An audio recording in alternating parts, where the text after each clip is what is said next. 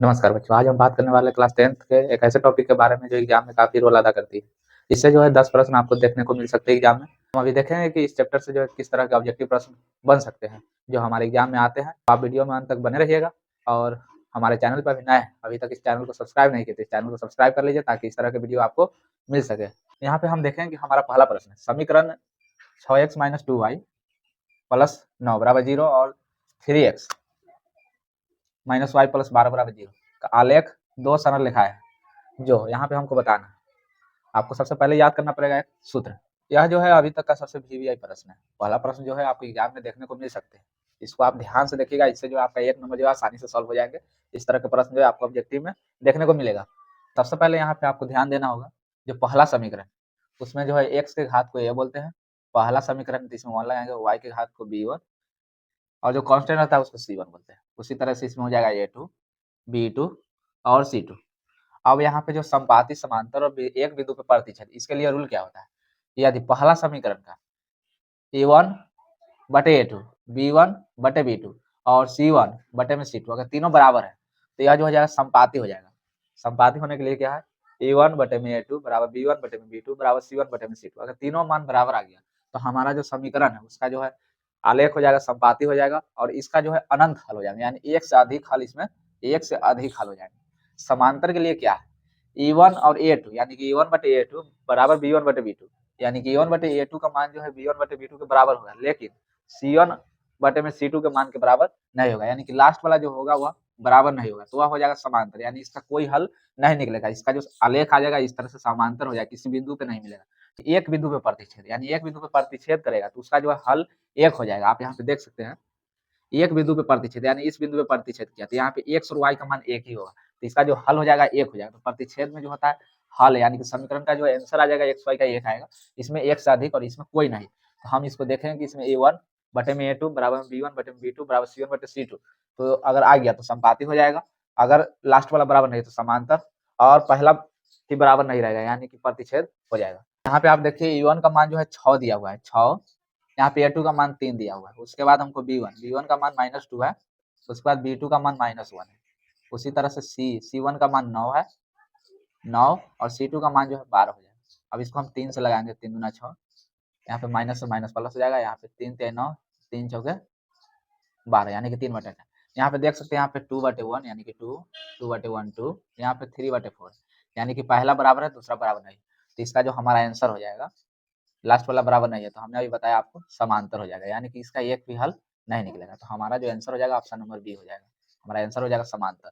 चलिए दूसरे प्रश्न को देखते हैं। यदि रैखिक समीकरणों का युग संगत है तो उनके द्वारा निरूपित रेखाएं होगी, यानी कि संगत। देखिए संगत के लिए क्या है, जो हम यहाँ पे अभी बताए E1 और A2 और B1 और B2, C1 और C2, यानी कि तीनों बराबर रहे या पहला ही बराबर नहीं रहे, तो उसका जो है एक हल हो जाएगा, यानी प्रतिच्छेदी और संपाती हो जाएगा, तो इसको हम संगत बोलेंगे। संपाती अगर आ गया हमारा समीकरण का जो हल है तो उसको संगत बोलेंगे, और यदि एक भी हल आ गया तो उसको भी हम संगत बोलेंगे, संगत बोलेंगे। यदि कोई भी हल नहीं आया तो उसको हम असंगत बोलेंगे, असंगत, तो उसको समांतर भी बोल सकते हैं।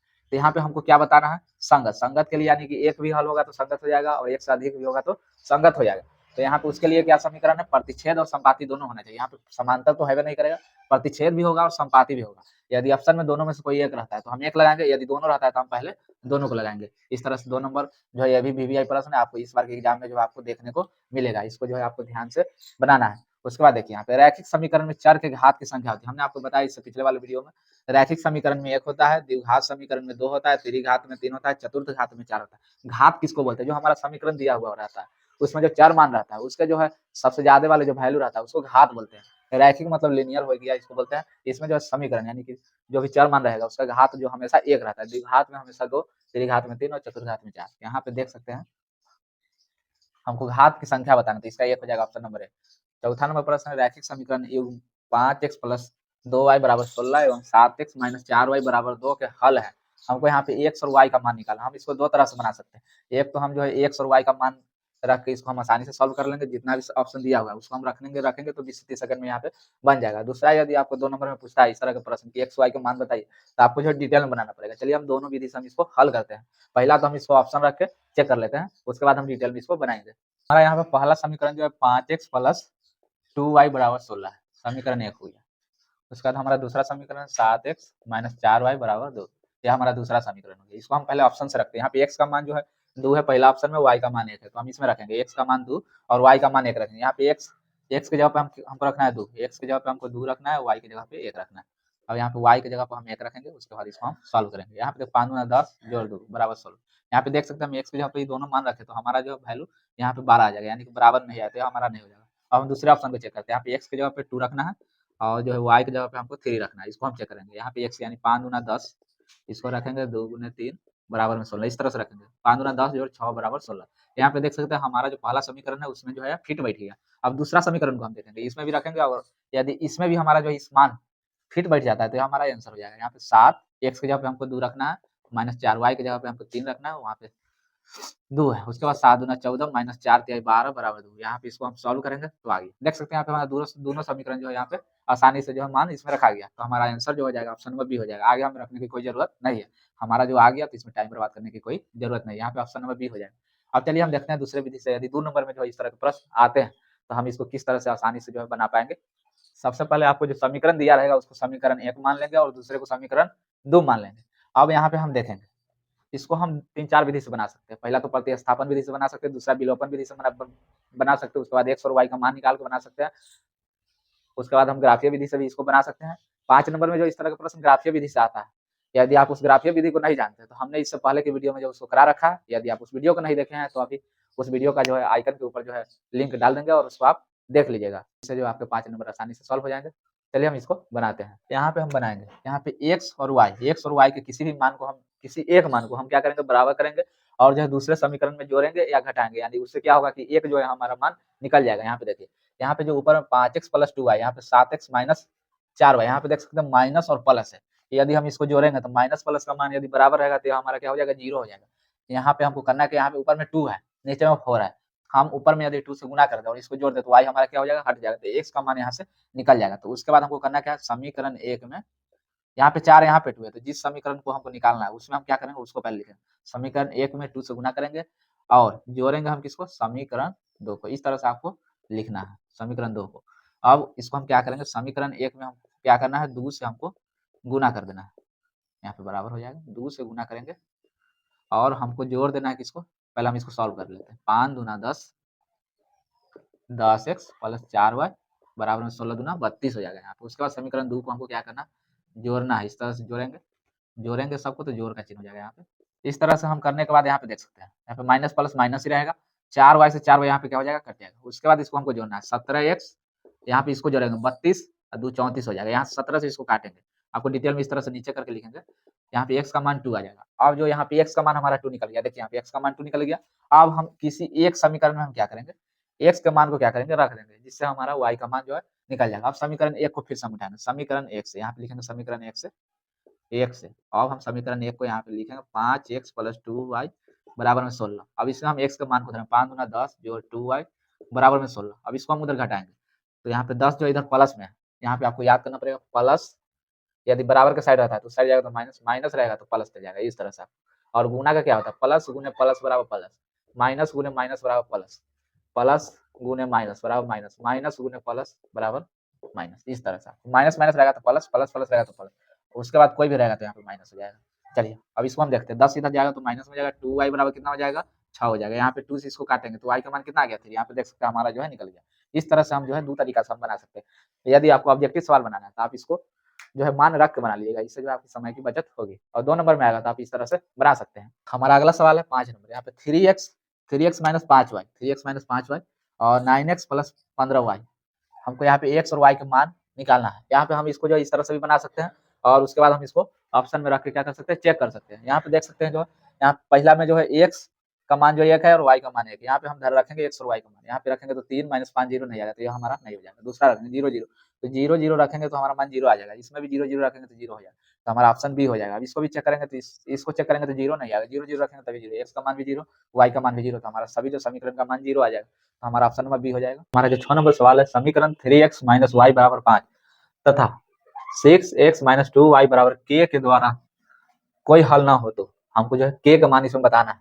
इसमें क्या है, इसमें जो शर्त रखा हुआ है कि इसका कोई भी हल नहीं होना चाहिए। अभी हमने आपको बताया थोड़ी देर पहले a1 बटे में a2 बराबर b1 बटे में b2 बराबर में C1 बटे में C2। यदि तीनों बराबर थे, इसके जो है हल अनंत हो जाएगा। अनंत मतलब 1 से अधिक, 1 से जो है अधिक हो जाएंगे। उसके बाद हमने बताया A1 बटे में A2, B1 बटे में B2 बराबर है और C1 बटे में C2 बराबर नहीं है, तो इसके जो है एक भी हल नहीं होंगे, एक भी हल नहीं होंगे। और तीसरा जो रूल है A1 बटे में A2 नॉट इक्वल टू जो है B1 बटे में B2, यानी कि B1 B2 के बराबर नहीं होंगे, तो इसके जो है केवल और केवल एक हल होंगे, केवल और केवल एक हल।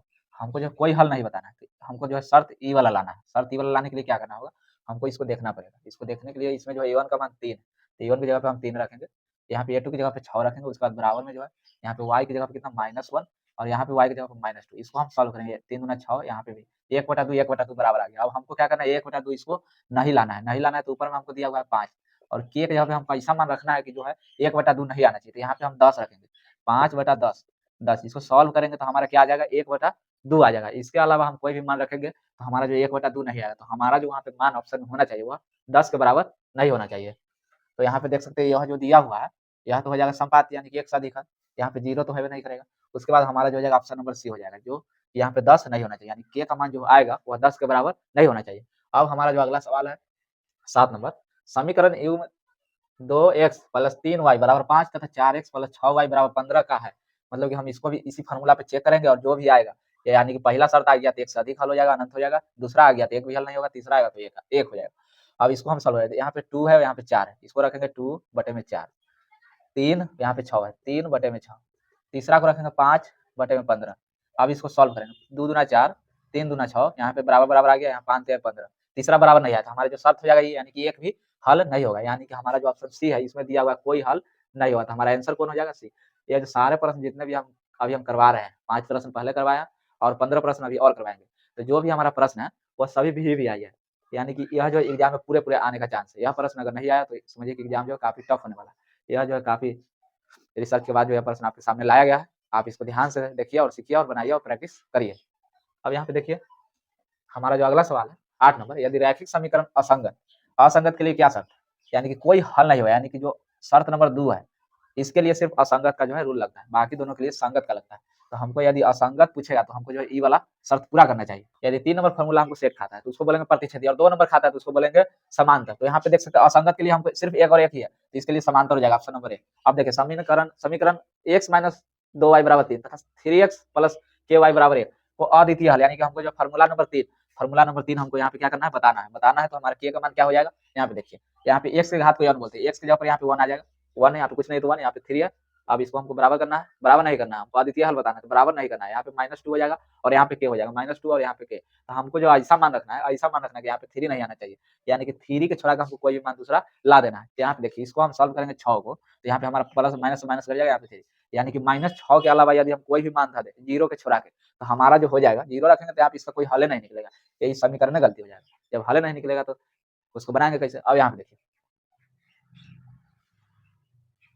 यानी कि हमारा जो आना चाहिए -6 के अलावा कोई भी यहाँ पे ऑप्शन में रहेगा तो हमारा आंसर है। -6 तो है नहीं करेगा, -6 के अलावा यहाँ पे देखिए ऑप्शन नंबर बी है, -6 के बराबर नहीं होना चाहिए, यानी इसके अलावा कोई होना चाहिए 0 को छोड़ा के। अब देखिए समीकरण x माइनस 4 बराबर 3√3y में a b c का मान हमको बताना है, यानी कि x के जो घात हो जाएगा उसको a बोलेंगे, y के घात को b बोलेंगे और कांस्टेंट को c बोलेंगे।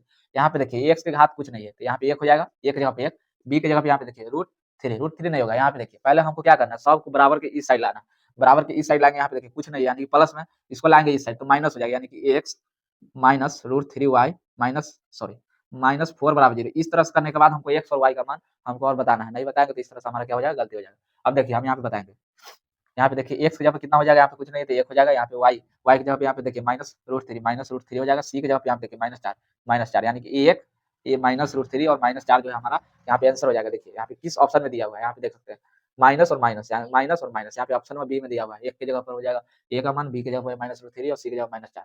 चलिए हम अगले सवाल की तरफ बढ़ते हैं। 11 नंबर में आप देख सकते हैं यहाँ पे 2x बराबर -5y में जो है a b c का मान हमको बताना है, यानी कि इसको पहले हम बराबर के इस साइड में ले जाएंगे। यहाँ पे देखिए 2x माइनस में है तो बराबर के इस साइड आएगा तो प्लस में 5y बराबर, यहाँ पे c का कुछ नहीं है तो c का कुछ नहीं तो उसका तो 0 हो जाएगा, कांस्टेंट हमेशा 0 हो जाएगा यहाँ पे, क्योंकि यहाँ पे c का कुछ दिया हुआ है। तो यहाँ पे देख सकते हैं 0 तो सिर्फ इसमें है। अब बच गया ये भी हम चेक करेंगे, यहाँ पे a का जो है 2 है प्लस में और 5 यहाँ पे दिया हुआ है प्लस में, तो हमारा जो ऑप्शन नंबर सी हो जाएगा, हमारा आंसर हो जाएगा। अब देख सकते हैं यहाँ पे x बराबर 3 का आलेख इसके समांतर एक सरल रेखा है, समांतर हमको बताना है। पहले तो हम इस ग्राफ को खींच लेंगे, यहाँ पे इस तरह से होता है y एक्सिस, यहाँ पे वाई डैश, यहाँ पे एक्स और एक्स डैश, यहाँ पे इस तरह से इधर निगेटिव हो जाएगा, इधर पॉजिटिव, यहाँ पे पॉजिटिव और यहाँ पे निगेटिव, इस तरह से हमको जो है x बराबर 3 यहाँ पे इस तरह से हो जाएगा, x का मान जो है इधर इस साइड में प्लस है, तो यहाँ पे 3 जो है यहाँ पे आ जाएगा, यानी कि 3,0 का मान जो है इस पे आ जाएगा, यानी कि समांतर किसके हो जाएगा, x एक्सिस के समांतर हो जाएगा, यानी कि x अक्ष जो हो जाएगा 12 नंबर का आंसर हो जाएगा। अगला सवाल है 13 नंबर, जो समीकरण है s, यहाँ पे s है, s माइनस टी बराबर 3 और s बटे में 3 प्लस में t बटा में 2 बराबर 6 का हल, यानी कि s और t का मान हमको इसमें बताना है। यहाँ पे सबसे पहले हम क्या करेंगे, ऑप्शन से चेक कर लेंगे, हमको जो है जल्दी से बन जाएगा, यानी कि s और t को घटाएंगे तो 3 आना चाहिए, इसको घटाएंगे तो 1 आ जाएगा और इसको घटाएंगे तो यहाँ पे ज्यादा आ जाएगा, माइनस में आ जाएगा, इसको घटाएंगे तो यहाँ पे 9 में से 6 हो जाएगा, इसमें से t घटाएंगे तो 3 आ जाएगा, इसमें सब्सक्राइब नहीं करेगा, तो दूसरा तो हम चेक भी नहीं करेंगे चल जाएगा, क्योंकि एक ही ऑप्शन है जो इसको सेटिस्फाई कर रहा है, तो इसको भी कर लेगा। यहाँ पे देखिए हम एस में हमको 3 से भाग देना है, 9 में हम 3 से भाग देंगे, उसके बाद हमको क्या करना है, जोड़ देना है टी को, यानी 2 से भाग देना है, 6 को हमको 2 से भाग, यहाँ पे 2 तिहाई 6, 3 तिहाई 9, इसको जोड़ेंगे 6, देखिए यहाँ पे आगे चेक भी नहीं करते तो हमारा जो है सी नंबर ऑप्शन हो जाता है, यानी कि अगर इस तरह के प्रश्न आते हैं ऑप्शन में, यानी पहले मिल जाता है तो हम उसको टिक मार के आगे बढ़ जाएंगे, पूरा चेक करने का हमको जरूरत नहीं है। अब देखिए 14 नंबर है, समीकरण युग में a1x b1y c1 बराबर 0 का अद्वितीय हल, अद्वितीय हल हमने आपको बताया अभी, अद्वितीय के लिए क्या होना चाहिए, यहाँ पे जो है पहला जो है इस तरह का होना चाहिए, यानी कि a1 बटे में a2 जो है b1 b2 के बराबर नहीं होना चाहिए, यहाँ पे देखिए इस तरह का तो कोई कंडीशन होगा नहीं करता है, और इसमें देखिए लास्ट वाला बराबर नहीं होगा तो कोई हल नहीं होगा, यानी कि एक भी जो है हल इसका नहीं होगा, और इस तरह के कंडीशन में क्या होता है, एक से अधिक हल हो जाते हैं, यानी कि एक से अधिक बहुत सारे हल इसको आपको याद करना है, इस तरह का प्रश्न एग्जाम में बहुत बार आए हैं और आएंगे भी। देखिए समीकरण जो है इसमें हमको क्या करना है, हल है, यानी कि एक्स और वाई का हमको जो है मान बताना है, हम क्या करेंगे इसमें एक्स और वाई का मान को रख के और हम इसको सॉल्व कर लेंगे, यहाँ पे हमको -1 लाना है, इसको सॉल्व करके एक्स की जगह पे 2 रखेंगे, यानी कि 2 बटे में 2 प्लस में वाई की जगह पे -3, यानी 2 -3 बटा में 3, 3 से 3 कट जाएगा, यहाँ पे 2 से 2 कट जाएगा, यानी 1 यहाँ पे माइनस हो जाएगा, -2 यहाँ पे -1 आ गया, यानी कि पहला समीकरण को संतुष्ट कर रहा है। दूसरे को चेक करेंगे, एक्स माइनस वाई बटा 3, यानी कि 2 माइनस वाई की जगह पे -3 बटा में 3, इसको काटेंगे माइनस माइनस, यानी कि -1, यहाँ पे -1 यानी कि माइनस माइनस प्लस हो जाएगा, 2 + 1 यानी कि 3, हमारा जो पहला ऑप्शन इसको सेटिस्फाई कर रहा है, तो हमारा आंसर कितना हो जाएगा, एक्स का मान 2 हो जाएगा और वाई का मान 3 हो जाएगा, इसको हमको बनाने का डिटेल में जरूरत नहीं, क्योंकि हमको जो एग्जाम में समय बचाना है, हमने इससे पहले वाले जो प्रश्न थे उसमें आपको बताया, उस तरह से भी बना के इसको 2 नंबर में जो आएगा तो बना सकते हैं।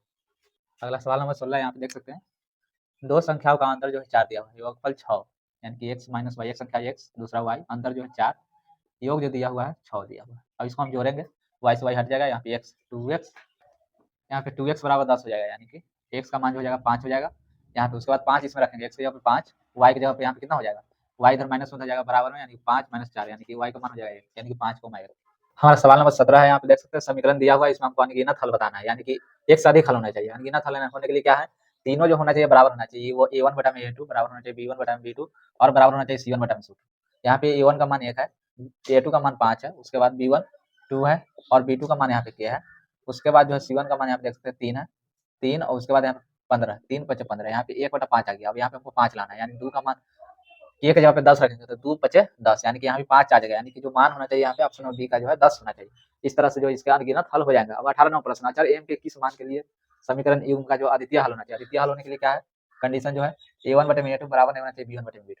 यहाँ पे a1 की जगह पे यहाँ पे m बटे में 3, यहाँ पे 3 है, a2 की जगह b1 की जगह पे 2 है, b2 की जगह पर 1 है, यानी कि यहाँ पे 6 के अलावा कोई मान रहेगा तो हमारा क्या हो जाएगा, इसका एक हल हो जाएगा, यानी कि बराबर हम इसको नहीं करना है, तो यहाँ पे 6 के अलावा जो हो जाएगा हमारा कोई भी आंसर हो जाएगा। उसके बाद के किस मान के लिए समीकरण का जो संपाती होने का कंडीशन क्या है, एक से अधिक हल होना चाहिए, यानी कि अनंत हल होना चाहिए। यहाँ पे देख सकते हैं, यहाँ पे x की जगह पर 1 है, उसके बाद यहाँ पे 2 है, y की जगह पे 2 है, यहाँ पे y की जगह पर k है, यहाँ पे कांस्टेंट 7 है और 14, 7 दूना 14, यहाँ पे 2 आ गया, यहाँ पे भी 1/2 है, यहाँ पे 4, 2 दूना 4, इस तरह से यहाँ पे इसको हम सॉल्व कर लेंगे। इस तरह के प्रश्न हमने आपको बहुत सारे करवाए, लगभग 5-6 करवा दिए हैं, तो इस तरह के जितने भी प्रश्न आपके एग्जाम में देखने को मिलेगा आप आसानी से इसको बना लीजिएगा, और जो है इसको अभी हम बनाएंगे तो इसका जो आंसर हो जाएगा 4 ऑप्शन में जो हो जाएगा सी हो जाएगा। अब रैखिक समीकरण युग्म इतना के लिए यदि a1 बटे में a2 not equal to b1 बटे में b2 समीकरण युग्म है, तो इस तरह के यदि कंडीशन रहेगा तो इसका जो हो जाएगा एक हल हो जाएगा, और दूसरा नंबर कंडीशन हमने आपको यहाँ पे बताया था, इस तरह कंडीशन के एक हल हो जाएंगे। यदि वीडियो पसंद आया तो वीडियो को लाइक करें और चैनल को सब्सक्राइब कर ले, ताकि इस तरह की वीडियो आपको अगली बार भी देखने को मिले। मिलता है अगले वीडियो में, धन्यवाद।